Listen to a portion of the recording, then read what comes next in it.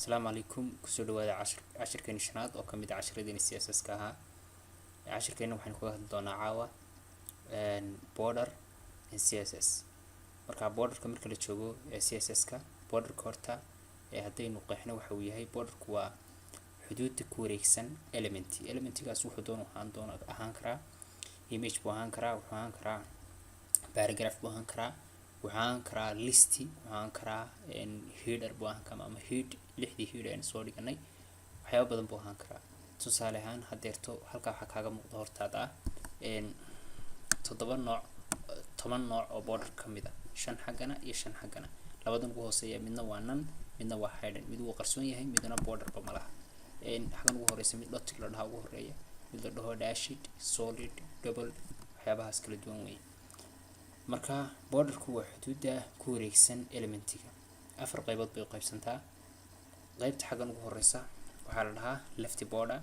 قيبت كحيتو حالها top border right border iyo bottom border afarta qaybood buu qaybsamaa afarta waad siin kartaa laba kamid waad siin kartaa saddex kamid waad siin kartaa mid kamid waad siin kartaa hadaba marka CSS kala joogo borderku wuxuu leeyahay property kala duwan property waxnu ognahay waa meesha laga maamulo CSS ka selector property iyo value saddexdaas uu CSS ku qaybsamaa waxa lagu qoraa waxa kale waa symbols iyo calaamado yar oo raaca kolka property-da CSS ka marka la joogo la isticmaalo waxa kamid ah mid la yiraahdo style property border style property iyo mid kale la yiraahdo border width border color iyo border top ama left ama right ama bottom hadba ka raacsi si afarta ma wada raacin kartid hal mid bad raacin okay ka ugu horeeya la yiraahdo border style waa property-ga ugu horeeya waxa hoostigi kara tobankan value u qaataa waa toban value u qaataa tobanka value u qaato waa kuwan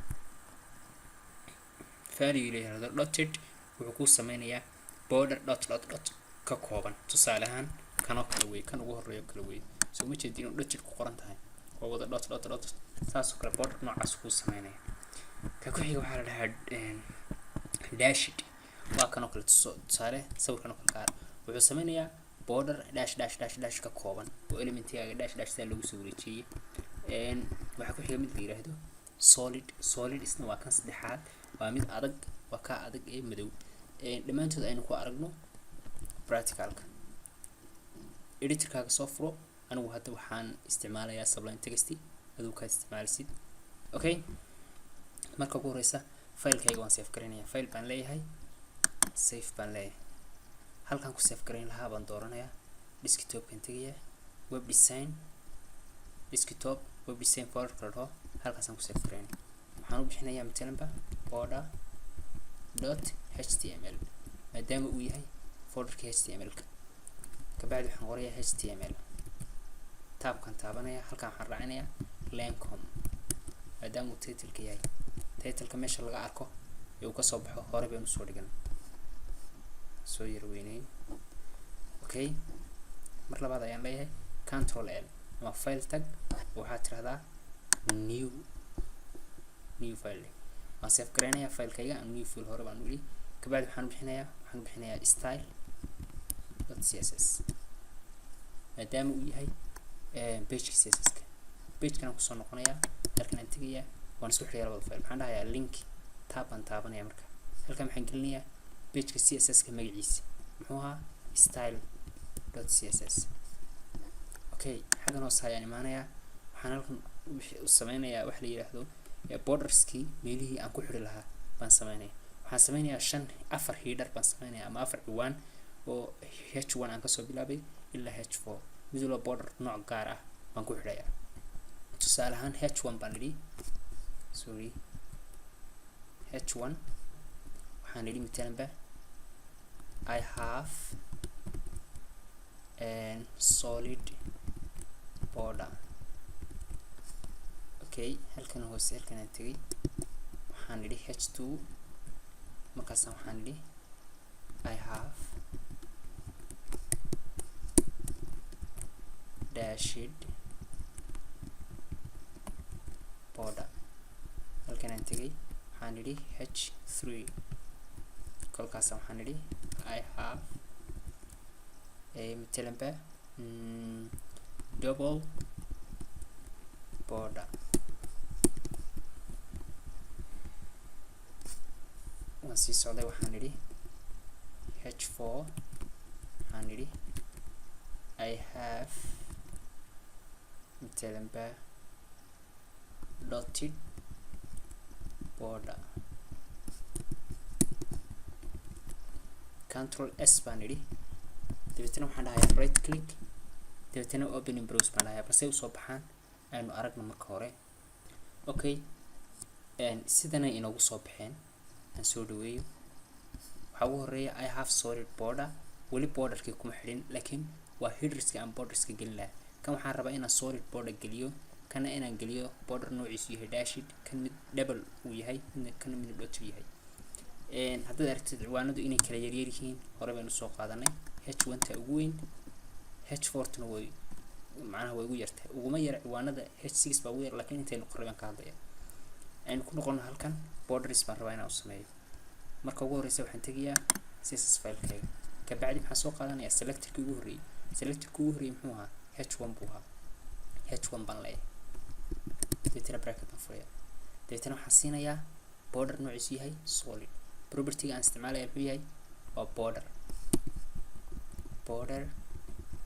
style somayna odhan border style isticmaalana border style ba isticmaalana tobankan value waxay hoos tagaan baan ku yidhi border style marka border style baan leenahay value koowaad aan siinay muxuu yahay waa solid control s baan leeyahay aan ku noqono browserka aan refresh dhaho soo ma jeedin background soo wuxuu siiyey border solid h2 waxaan siinaynaa ciwaan noocee